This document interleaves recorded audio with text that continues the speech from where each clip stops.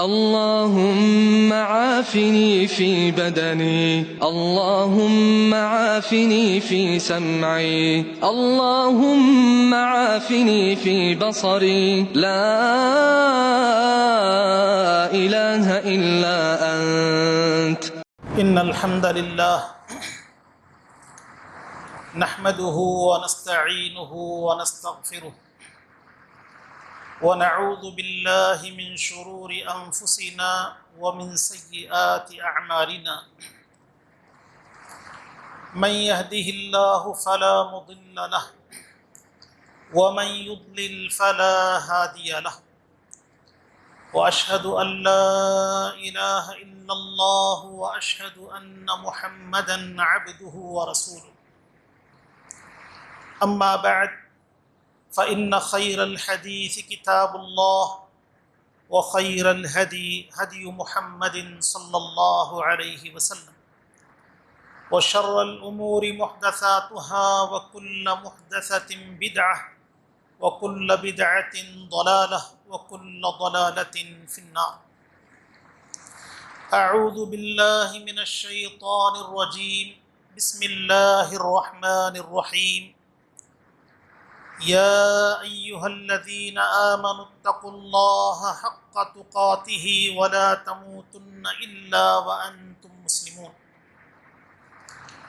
يا أيها الناس اتقوا ربكم الذي خلقكم من نفس واحدة وخلق منها زوجها وبث منهما رجالا كثيرا ونساء، واتقوا الله الذي تساءلون به والأرحام إن الله كان عليكم رقيبا. يا أيها الذين آمنوا اتقوا الله وقولوا قولا سديدا يصلح لكم أعمالكم ويغفر لكم ذنوبكم، ومن يطع الله ورسوله فقد فاز فوزا عظيما. محترم حضرات، ہر قسم کی حمد و ثنا اللہ وحدہ لا شریک کے لیے. سبحان اللہ و بحمدہ سبحان اللہ العظیم. اور درود و سلام نازل ہوں اللہ کے آخری نبی جناب محمد الرسول اللہ صلی اللہ علیہ وسلم پر. اللہم صلی علی محمد وعلی آل محمد كما صليت على إبراهيم وعلى آل إبراهيم إنك حميد مجيد. اللهم بارك على محمد وعلى آل محمد كما باركت على إبراهيم وعلى آل إبراهيم إنك حميد مجيد. محترم حضرات، آج کے خطبہ جمعہ میں عافیت ایک نعمت ہے، اس عنوان پر کچھ باتیں میں آپ کے سامنے رکھنے کی کوشش کروں. اللہ تعالی ہم سب کو عافیت عطا فرمائے. عافیت کہتے ہیں اللہ تعالیٰ نے جو نعمتیں ہمیں عطا کیا ہے وہ نعمتیں ہمارے پاس بحال ہوں اور کسی قسم کا نقصان نہ ہو. امن، سلامتی، حفاظت، اطمینان، ان تمام معنوں میں عافیت کا لفظ استعمال ہوتا ہے.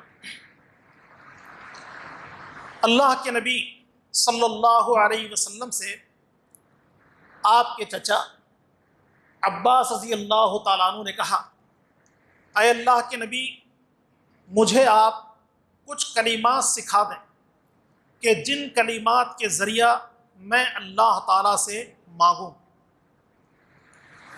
تو رسول اللہ صلی اللہ علیہ وسلم نے ارشاد فرمایا کہ اللہ سے تم عافیت طلب کرو.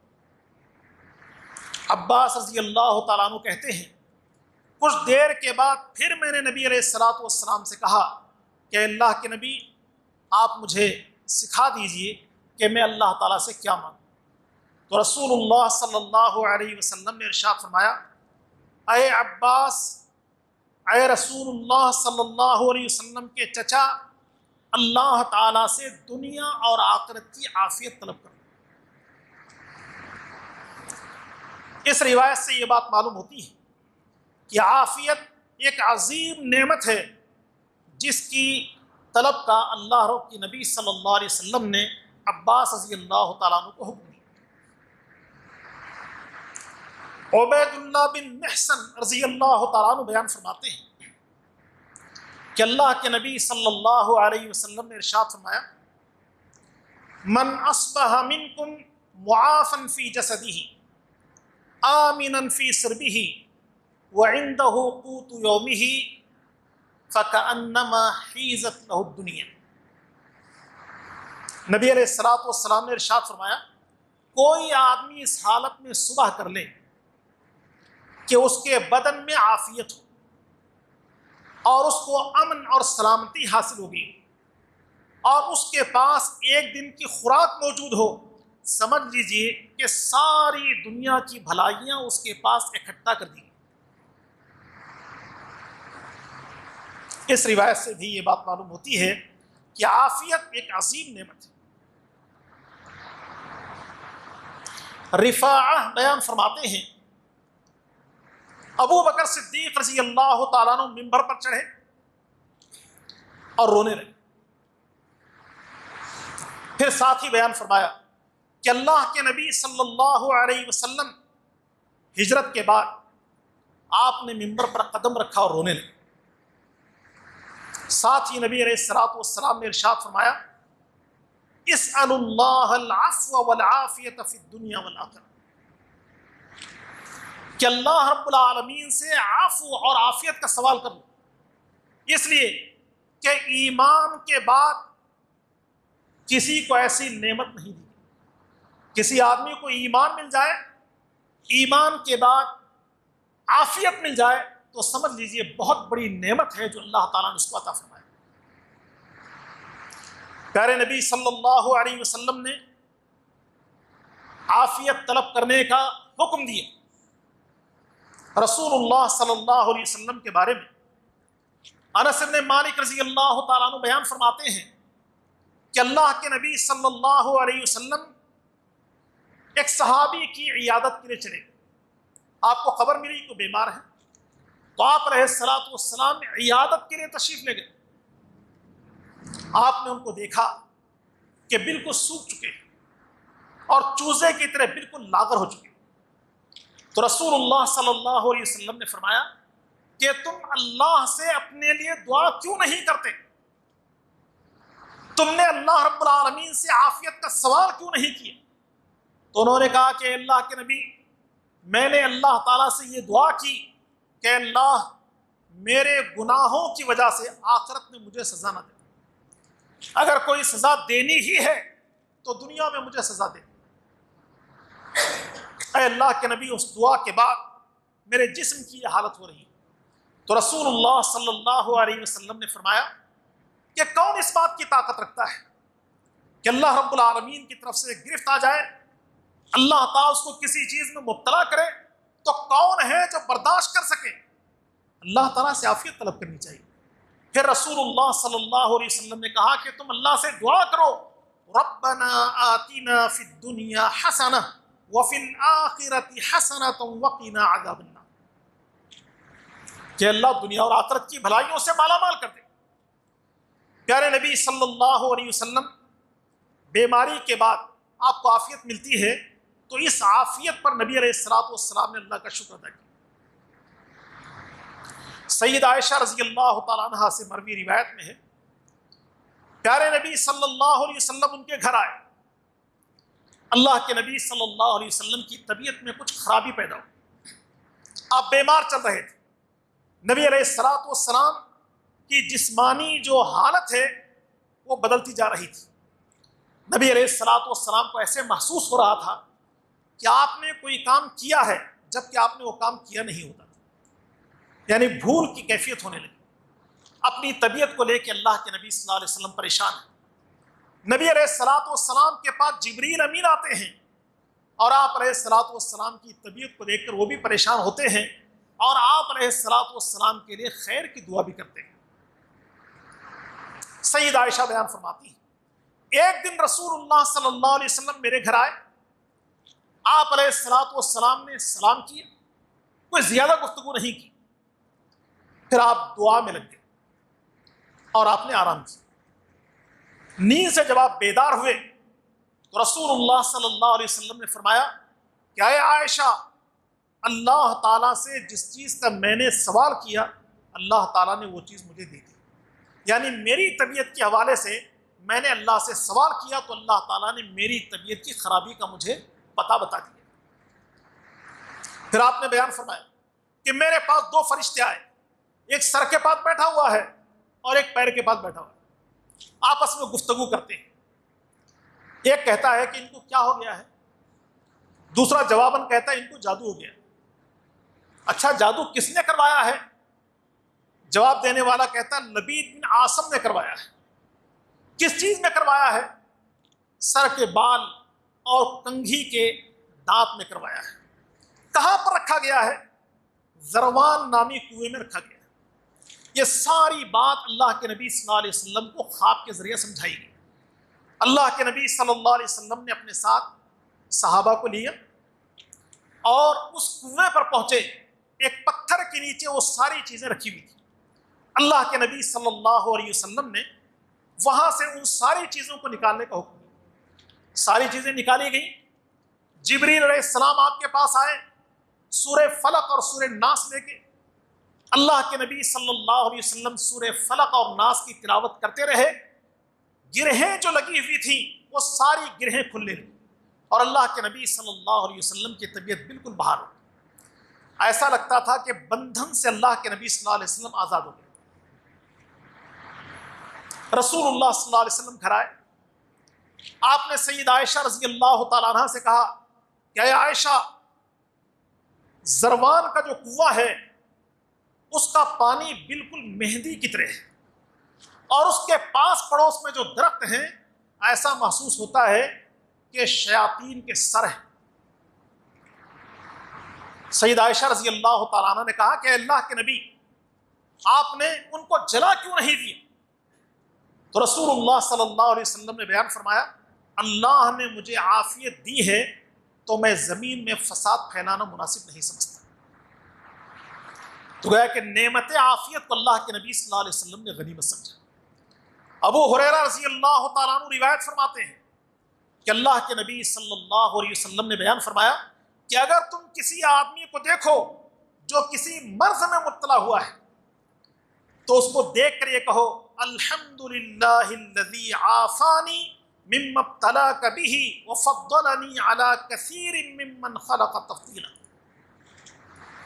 تعریف ہے اس اللہ کی جس نے مجھے عافیت دی اور جس چیز سے اللہ تعالیٰ نے تجھے آزمایا ہے یا جس مصیبت میں اللہ تعالیٰ نے تجھے مبتلا کیا ہے اس مصیبت سے اللہ تعالیٰ نے مجھے نجات دی ہے، اللہ نے مجھے عافیت دی ہے۔ تو جب بھی ہم کسی مبتلا کو دیکھیں، کسی بیماری میں مبتلا کو دیکھیں یا کسی گمراہ کو دیکھیں تو اللہ رب العالمین کی تعریف کریں اور اللہ کا شکر بجا لائیں کہ اللہ تعالیٰ نے ہمیں صحت دیا ہے، عافیت دیا ہے اور نعمت اسلام سے نوازا ہے۔ پیارے نبی صلی اللہ علیہ وسلم نے دنیا کی عافیت طلب کرنے کا بھی حکم دیا اور آخرت کی عافیت طلب کرنے کا بھی حکم دیا۔ یہ دنیا یوں تو گزر جائے گی، کسی آدمی کے پاس کھانے کو کچھ نہیں ہے، دنیا اس کی گزر جائے گی۔ کوئی آدمی بیمار ہے، دنیا اس کی گزر جائے گی۔ اگر آخرت میں وہ ناکام ہو جائے تو یہ خسران عظیم ہے، بڑا نقصان۔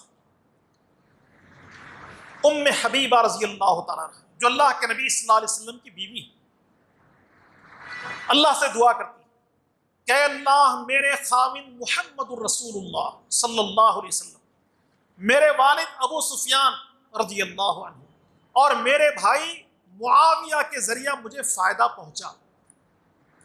اللہ کے نبی صلی اللہ علیہ وسلم نے ام حبیبہ رضی اللہ تعالیٰ عنہ کی اس دعا کو سنا تو آپ نے کہا کہ اے ام حبیبہ، تم نے اللہ تعالیٰ سے جو مانگا ہے وہ تو وہ چیز ہے جو ملنی ہے، رزق لکھا جا چکا ہے، جتنا ملنا ہے وہ تو مل ہی جائے گا اور قدم بھی متعین ہے، یعنی اس دنیا کے اندر انسان جتنا کچھ رہے گا، جتنے قدم چلے گا، یہ سب کچھ متعین اور مقرر ہے۔ اگر تم نے اللہ تعالیٰ سے آخرت کی عافیت طلب کی ہوتی، جہنم سے نجات کے بارے میں، قبر کے عذاب سے اللہ تعالیٰ کی عافیت تم نے طلب کی ہوتی تو یہ تمہارے حق میں بہتر ہوتا۔ تو معلوم یہ ہوا کہ اللہ کے نبی صلی اللہ علیہ وسلم نے ہمیں دنیا اور آخرت کی عافیت طلب کرنے کا حکم دیا ہے۔ ہم اللہ رب العالمین سے دعا کریں ہمیشہ عافیت کی، بیماری سے عافیت اور دیگر پریشانیوں سے عافیت اللہ رب العالمین سے طلب۔ جس کو عافیت مل گئی سمجھ لیجئے کہ بہت بڑی نعمت اس کو مل گئی۔ ایک دعا ہے جس کو ہم عام طور پر پڑھتے ہیں، اللہم اغفر لی وارحمنی وعافنی واہدنی وارزقنی۔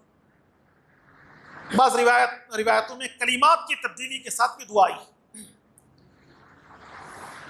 اس حوالے سے 3 روایتیں میں آپ کے سامنے پیش کر رہا ہوں۔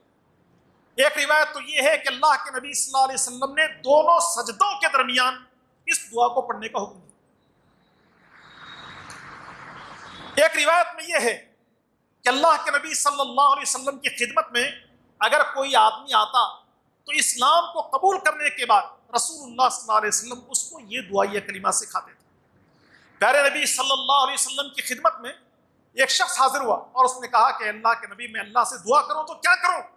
تو آپ علیہ السلام نے یہی کلمات سکھا دیے اور فرمایا کہ ان کلمات کو پڑھو۔ پھر آپ نے مٹھی کو باندھا اور کہا کہ اگر کسی نے ان کلمات کو پڑھ لیا تو دنیا اور آخرت کی بھلائیاں اس کی مٹھی میں آ گئی۔ اللہم اغفر لی وارحمنی وعافنی واہدنی وارزقنی۔ پیارے نبی صلی اللہ علیہ وسلم نے عافیت طلب کرنے کے لیے مختلف دعاؤں کو سکھایا جس میں دنیا کی عافیت بھی ہے اور آخرت کی عافیت بھی ہے۔ رسول اللہ صلی اللہ علیہ وسلم کی دعاؤں میں سے ایک دعا یہ ہے، اللہم عافنی فی بدنی، اللہم عافنی فی سمعی، اللہم عافنی فی بصری، لا الہ الا انت۔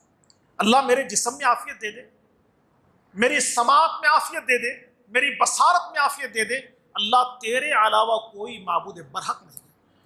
پیارے نبی صلی اللہ علیہ وسلم صبح شام کے اذکار میں یہ دعا کرتے تھے، اللہم انی اسألک العافیت فی الدنیا والآخرہ، اللہم انی اسألک العفو والعافیت فی دینی و دنیایا، کہ اللہ تو مجھے دنیا اور آخرت کی عافیت نصیب فرما۔ پیارے نبی صلی اللہ علیہ وسلم نے ایک دعا یہ سکھائی، اللہم انی اسألک المعافات فی الدنیا والآخرہ، کہ اللہ میں دنیا اور آخرت کی عافیت تجھ سے طلب کرتا ہوں۔ تو ہمیں عافیت کی نعمت پر اللہ کا شکر ادا کرنا چاہیے اور اللہ تعالیٰ سے مزید عافیت طلب کرتے رہنا چاہیے۔ اللہ مجھے اور آپ کو ایک توفیق عطا فرمائے، آمین، وآخر دعوانا الحمدللہ رب العالمین۔